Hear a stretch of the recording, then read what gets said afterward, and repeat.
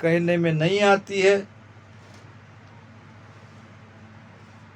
अब ये महाराज ने समाधि की बात में और एक शाखा यहाँ आई है, एक प्रश्न और पूछा गया है, इसको चर्चा करके हम विषय की ओर जाएंगे। बड़ा अच्छा प्रश्न है। संत समाधि जाय के पाछा आवे काय, ब्रह्म सुख में गर्क हुआ तो क्या सुख थो जग माय, तो क्या सुख थो जग माय, भेद या को मुझ दीजे, भरम हमारा भांग ब्रह्म के शरणे लीजे। कहता त्यो गुरुदेव जी, यो भरम है सब माय, संत समाधि जाय के पाछा आवे काय। बड़ा जबरदस्त प्रश्न है।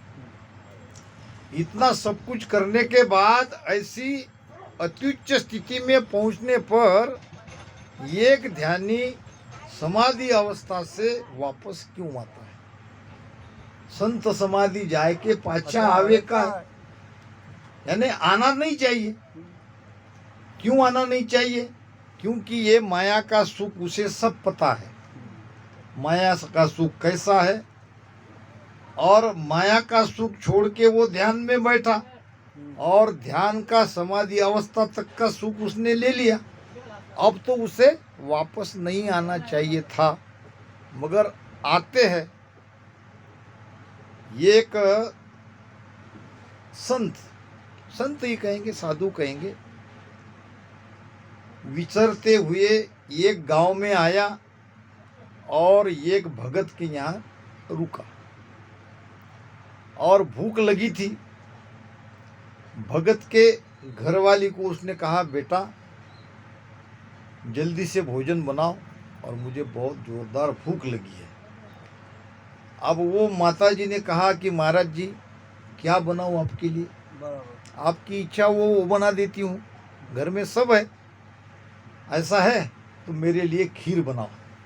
क्या कहा? खीर बना दो। अब वो माताजी खीर बनाने लग गई, बाबा जी बैठ गए ध्यान में। अब ध्यान में लग गई समाधि। 6 महीने तक समाधि से नहीं निकले। अरे राम राम। अब 6 महीने के बाद समाधि खुलने के बाद क्या कहते हैं? खीर बन गई क्या? क्या कहते हैं? खीर बन गई क्या? अब महाराज जी ये तो 6 महीने पहले आपने कहा था खीर बनाने के लिए, वो तो खीर कब के बन की ठंडी हो गई और सब लोगों ने खा लिया। तो कहने का मतलब समाधि अवस्था से भी वापस आया जाता है। ये कौन सी समाधि की बात कह रहे? 10वें द्वार के अंदर की समाधि की बात हो रही है। एकदम से वो सहज समाधि नहीं लगती है, बीच में ये सता समाधि, शून्य समाधि, ये सता लगती है। तो ब्रह्म सुख में गर्क हुआ।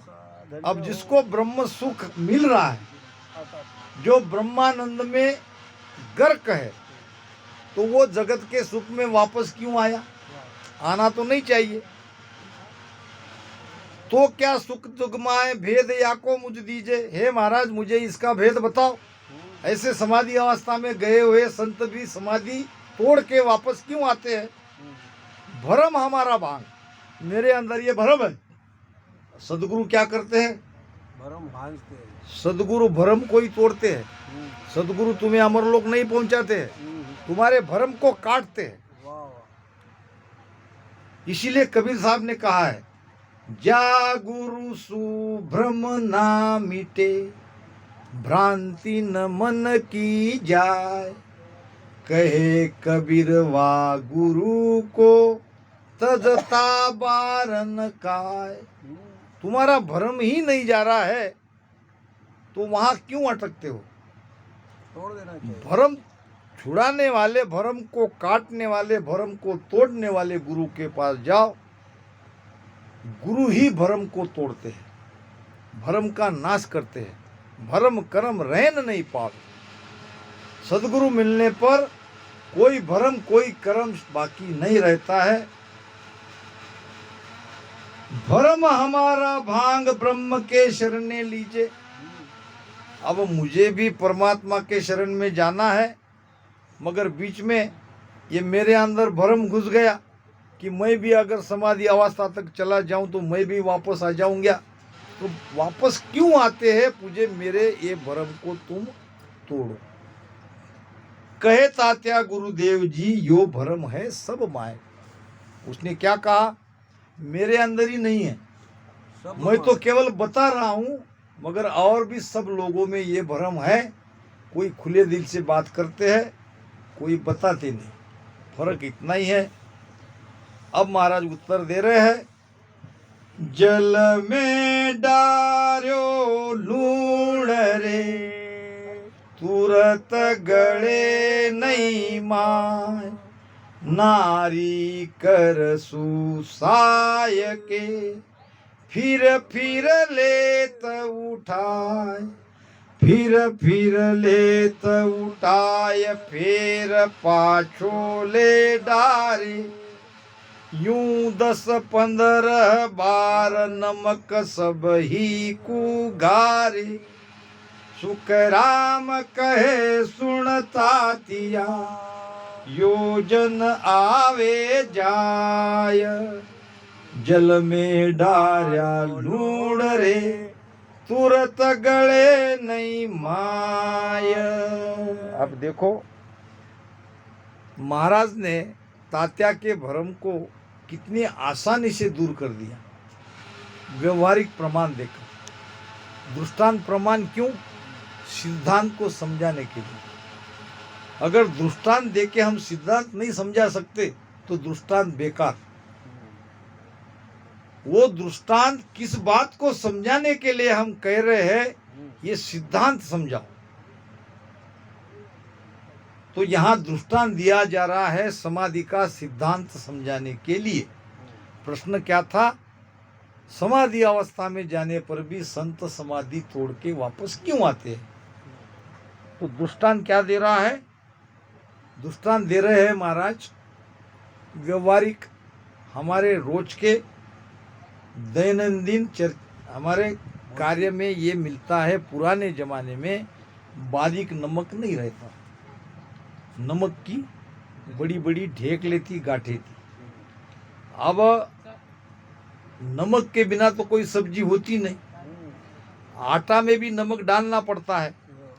तो वो पत्थर के जैसा नमक आटा में कैसे मिले? तो जितना नमक आटे में चाहिए या सब्जी में चाहिए, वो राजस्थान की बाइयाँ एक पातेले में पानी डाल देती थी और उसमें वो नमक का खड़ा डाल देती थी, और वो पूरा गलना चाहिए इसलिए उसको हाथ से उठाती थी और डालती थी, उठाती थी और डालती थी। जैसे हम बनाते हैं ना साकर पानी, क्या करते हैं? नीचे ऊपर क्यों? कि वो शक्कर जल्दी से पानी में गल जानी चाहिए। इसलिए वो भोजन बनाने वाली बाइया वो नमक को 10-15 बार उठाती थी, डालती थी, उठाती थी, डालती थी, फिर वो पूरी तरह से पानी में गल जाता। अब पूरी तरह से गलना यानी क्या, और 10-15 बार उठाना यानी क्या? 10-15 बार उठाना यानी भजन करना, समाधि अवस्था में जाना, समाधि से बाहर निकलना, और भजन करना, समाधि अवस्था में जाना, समाधि से बाहर निकलना, और भजन करना, यानी 10-15 बार नमक के जैसे समाधि, फिर वापस समाधि, फिर वापस, और एक बार पूरा गल गया तो वो समाधि में चले गए। ये है सिद्धांत। यूं 10-15 बार नमक सब ही को गारे, गारे नाम गलाना। इस प्रकार 10-15 बार उठा के नमक को पूरी तरह से गला देते थे।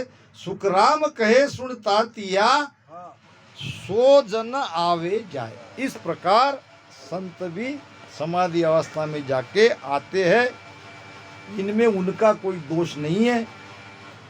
सादी बात बताता हूँ, नारियल की रस्सी आप उसको जलाओ, जलाने के बाद क्या रहेगा? कहावत है, रस्सी जल गई बल नहीं गया। बल यानी आटे, जल गई पूरी, अब राख हो गई, मगर वो ऐसी दिखती है। तो हमारी जो आदत है, एकदम से ये जीव अनंत युगों से माया का संग करता आया है। कितना भी इसे परम सुख मिले, फिर भी ये एकाएक माया के सुख को छोड़ना नहीं चाहता है। वो तो सदगुरु जी महाराज है, उसको निकालते हैं। ये एक तालाब था, तालाब में कई लोग नहा रहे थे, कोई तैर रहे थे, जिसको तैरना आता हो। अब 7-8 साल का बच्चा तालाब में डूब गया, गिर गया, पैर घसर गए, गिर गया। अब सब लोग देखने लगे, यार बचाओ बचाओ बचाओ, बच्चा डूब जाएगा, बच्चा डूब जाएगा।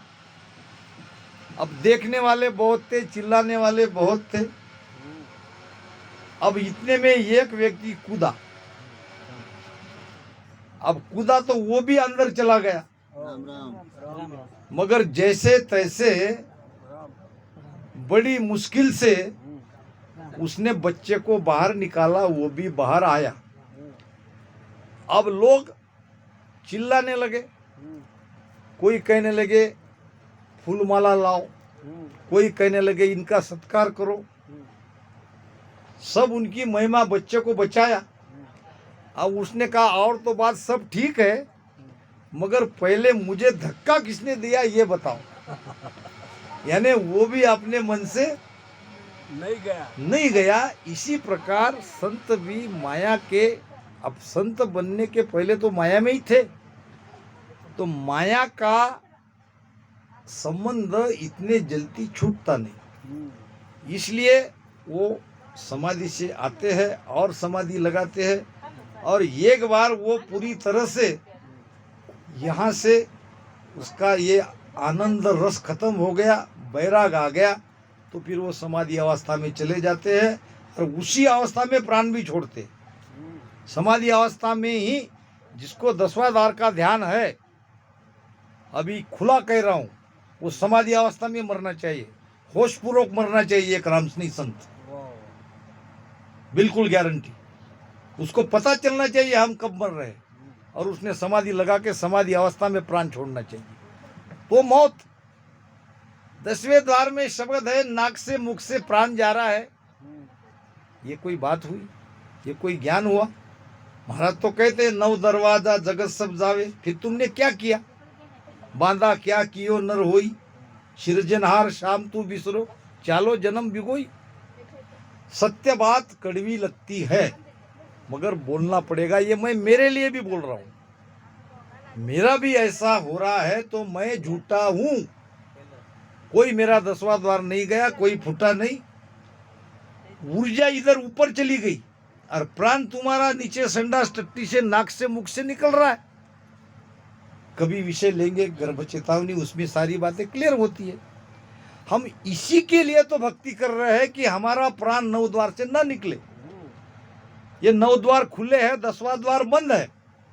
10वां द्वार को अंदर से खोलना पड़ता है, इसीलिए नियंचर जगाना है, नहीं तो राम राम से ही काम चल जाता।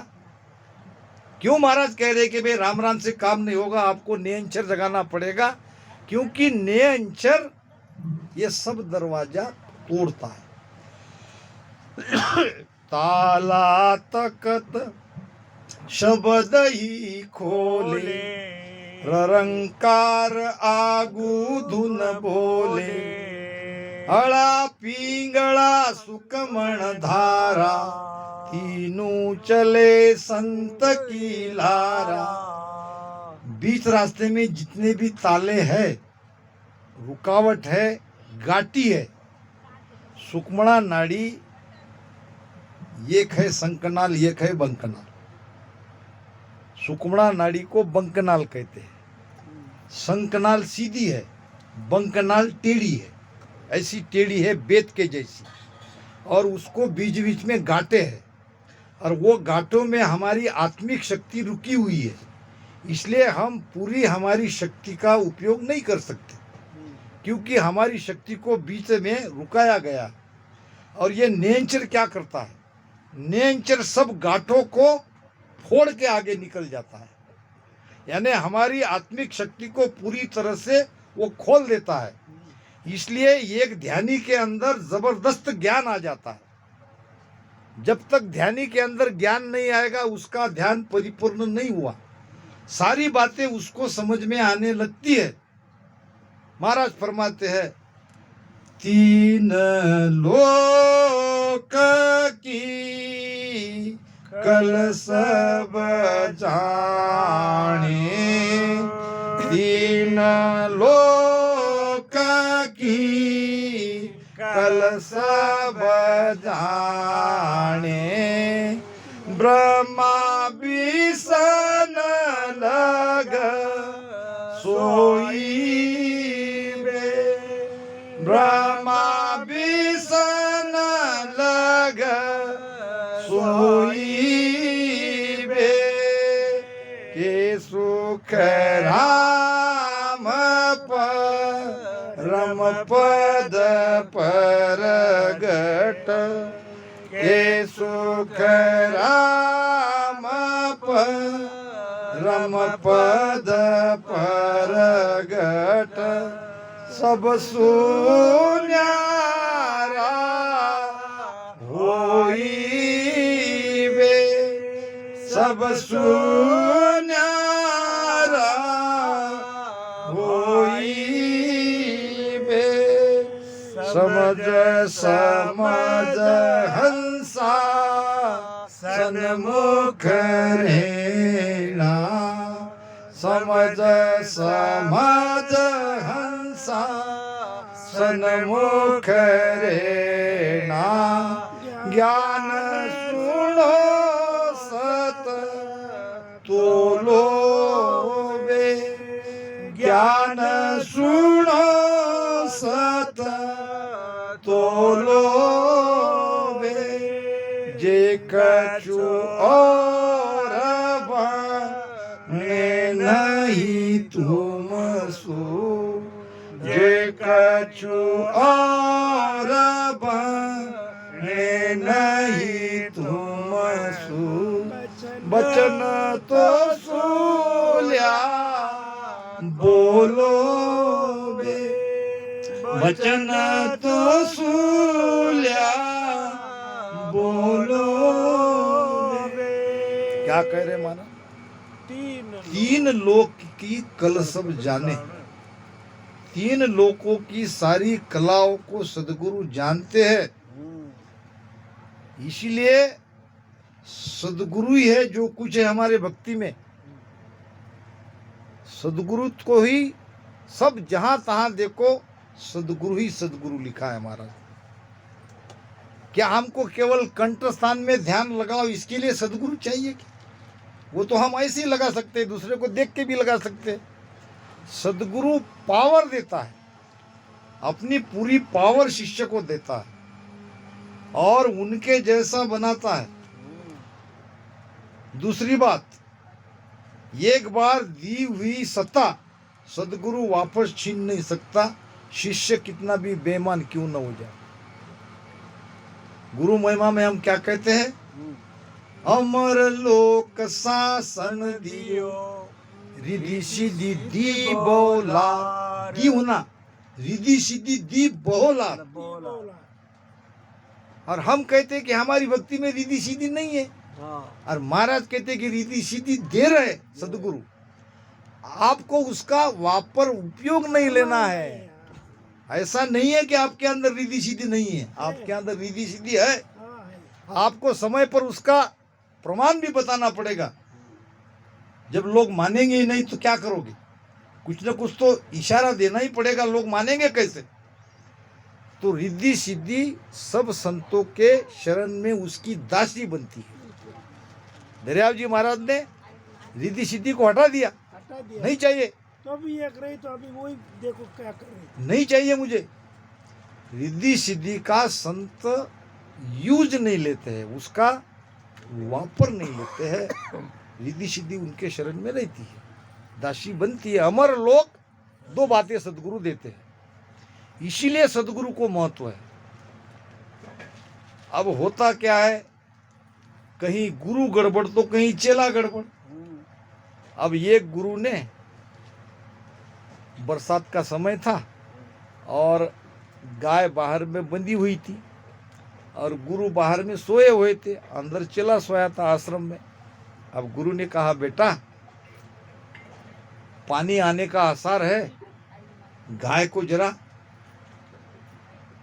बंधन से मुक्त करो या गाय से बाहर से अंदर लाओ।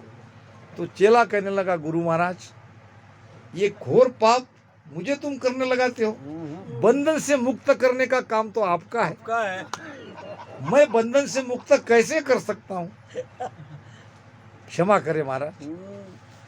फिर कहा, चला चेले रहते हैं, अरे जरा बाहर देख कि बारिश आ रही कि नहीं आ रही है। हाँ, तो गुरु महाराज, जो आपके पास बिल्ली बैठी है ये बाहर से आई है, हाँ, उसको हाथ लगा के देख लो, देख लो अगर गीली है तो बारिश तो चालू बारिश हो रही है, अगर बिल्ली सूखी है तो बारिश। बंद। ये भी टाल दिया, गुरु भी देख रहा था। फिर कहा, अरे बेटा ये दिया तो बुझा दे। हाँ, अब गुरु महाराज, दिया बुझाने की क्या आवश्यकता है, हाँ, चादर ओढ़ लो, मुंह ढक लो, स्वयं आपो आप बुझ जाएगा। दिया बुझ गया समझो। अब गुरु ने कहा, चला बहुत बुझ जाएगा। सुबह एक आदमी आया प्रसाद लेके, प्रसाद चढ़ाया। फिर गुरु ने कहा, बेटा हाँ, ये प्रसाद तो बांटो। हम्म, फिर चेला कहने लगा, महाराज क्षमा करे, 3 काम मैंने आपके नहीं माने, हाँ, अब ये अगर काम आपका नहीं मानूंगा तो बहुत बड़े धर्म संकट में पड़ूंगा, लाओ प्रसाद। अब कहीं चेला गड़बड़ तो कहीं गुरु भी होशियार। अब ये गुरु थे, अब उसके चेले थे कुछ। अब एक दिन कुछ उसने पूजा पाठ करने का उनका मन हुआ और बड़े तकत पे बैठ गए। अब गुरु भी 80-90 किलो के थे। अब सब साहित्य वहां था, तुलसी के पत्ते नहीं थे। अब एक चेले को कहा, हाँ, बेटा जरा तुलसी के पत्ते लेके आओ। अब वो चेला कहने लगा, गुरु महाराज पत्ते तुलसी के पत्ते तो मैं जानता ही नहीं, जानता ही नहीं किसको कहते हैं तुलसी के पत्ते। फिर दूसरे को लगा, अब ये तो जानता नहीं, अब गुरु महाराज मुझे भेजेंगे।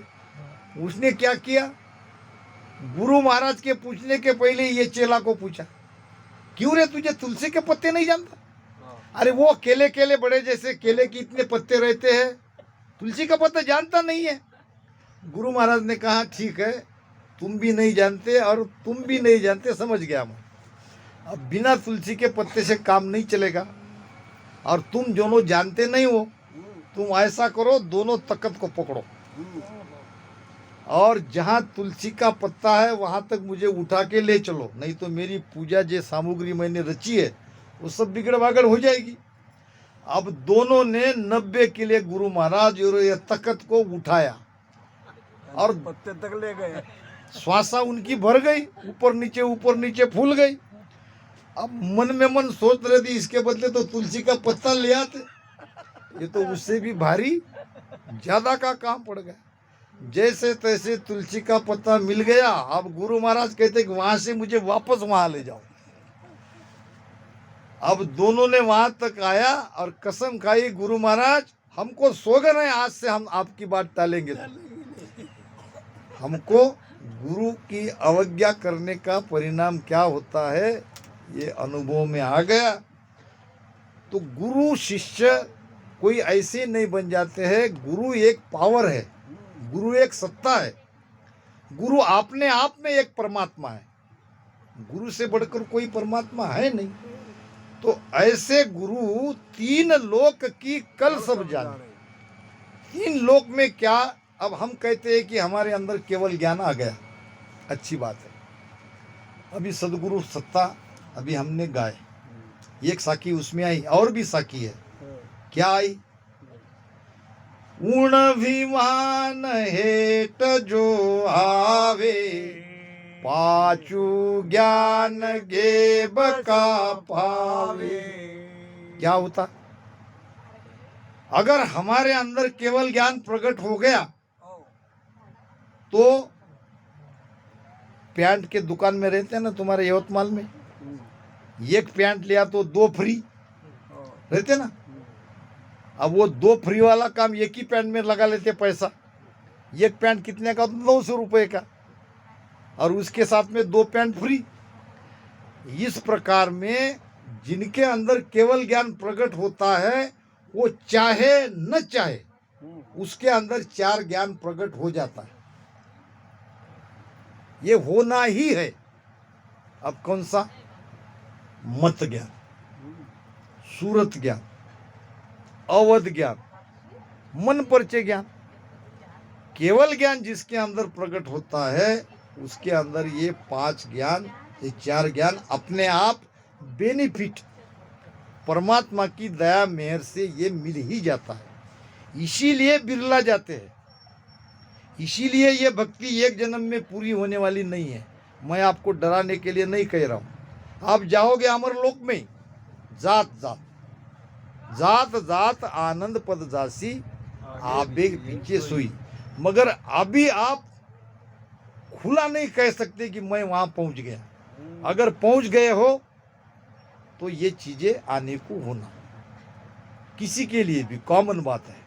अगर मैं कह रहा हूं मेरे अंदर ये चीजें होना, तो मैं सही हूं, नहीं तो गड़बड़ है। तो ध्यान करते रहे। हम क्यों कहें? लोगों को ही समझ में आता है किसके पास जाना, किसके पास नहीं जाना, किसका ज्ञान सुनना, किसका ज्ञान नहीं सुनना। हम अपने आप को सदगुरु जो हम कह करके जाहिर क्यों करें? वो लोगों की तरफ से होने दो। हम तो केवल 2 आंख से देखेंगे, लोगों को 1000 आंखें हैं, वो सब देखते हैं। हमारी लीव कहाँ है, हम चर्चा कैसी कर रहे हैं, हमारी रहनी कैसी है, हमारी करनी कैसी है, हमारे वचन से शब्द कैसे निकल रहे हैं, ये सब दिखाई देता कि नहीं? लिव चर्चा और रेण सु एक कौन विद होए। अब लिव कदर है हमारी पता नहीं, रहनी का तो कोई गारंटी नहीं, कैसे रहते, क्या करते, कहाँ जाते, सब मामला गड़बड़। चर्चा तो आती नहीं, चर्चा तो होती नहीं है। केवल ज्ञान पे चर्चा नहीं होती, वही अपना चल रहा है। 700 में 20 नाम लो और मोक्ष में चले जाओगे। अरे भाई कैसे जाओगे? कहाँ नियंचर है, कब जगा, नियंचर जगने के शरीर पर क्या असर हुआ, ये सारी बातें महाराज ने खुली तौर पे बताई है। तो मत ज्ञान पे आते हैं। मत ज्ञान किसको कहते हैं? मत ज्ञान आने सारे मतों का निर्णय करना। ये बानी जी, ये है मास्टर चाबी। मास्टर चाबी समझते? एक चाबी से सारे ताले निकालना। ये जो ज्ञान है, ये मास्टर चाबी के जैसा है। ये ज्ञान अगर आपके अंदर प्रकट हो गया तो आपका सारा ज्ञान आपको दुनिया भरे का आ गया।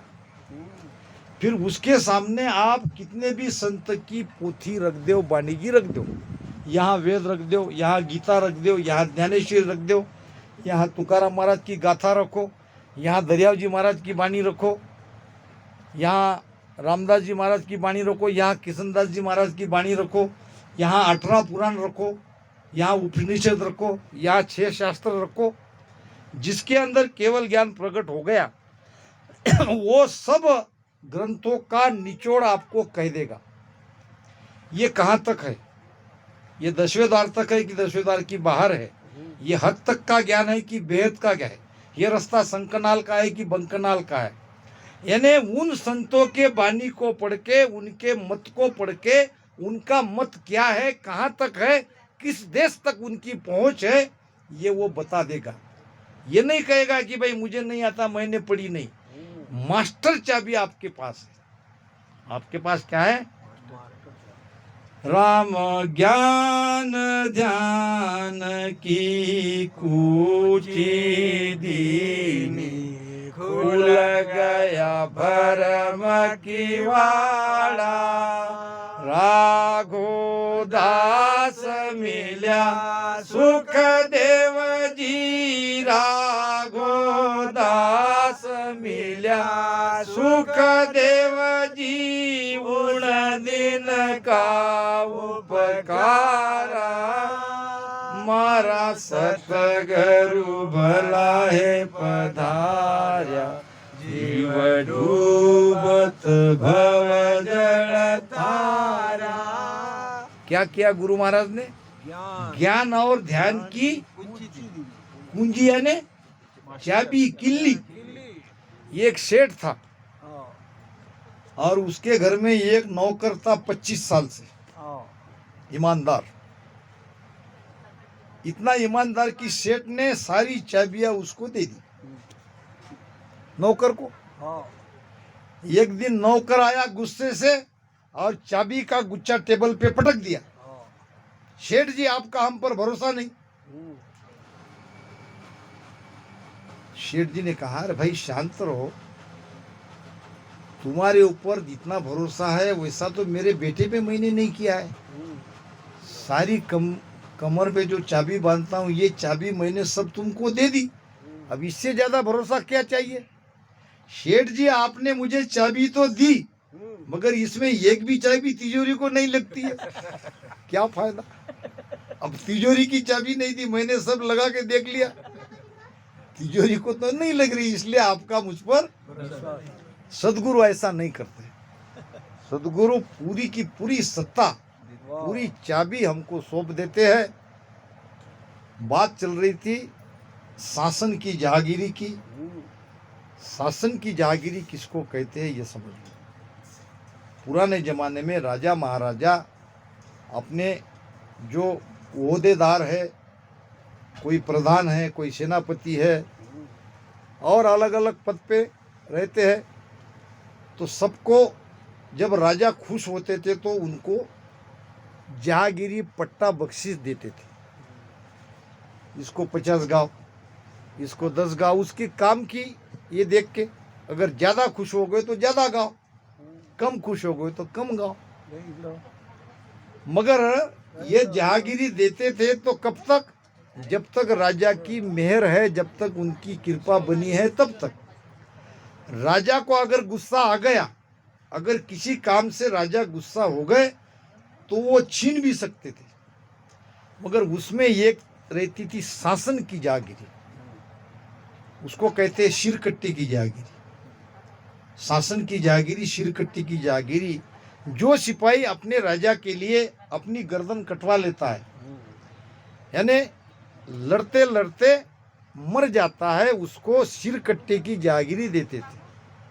अब सिरकट्टे की जहागिरी में हम शासन कहते हैं, अमर लोग शासन दियो। शासन नहीं है वो, शासन। शासन दियो, रिधी सीधी दी बोला। तो सिरकट्टे की जहागिरी में और जहागिरी में फर्क ये रहता था कि और जहागिरी राजा जब चाहे तब वापस ले सकता था, मगर सिरकट्टे की जहागिरी राजा भी नहीं ले सकता था।